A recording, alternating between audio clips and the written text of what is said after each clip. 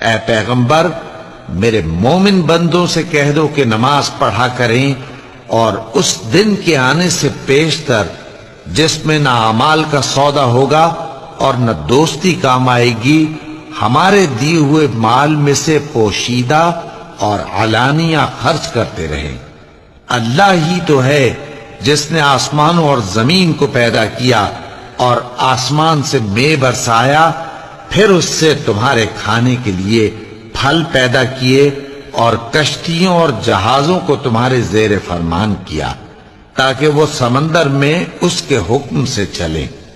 اور نہروں کو بھی تمہارے زیر فرمان کیا، اور سورج اور چاند کو تمہارے لیے کام میں لگا دیا کہ دونوں دن رات ایک ڈگر پر چل رہے ہیں، اور رات اور دن کو بھی تمہاری خاطر کام میں لگا دیا،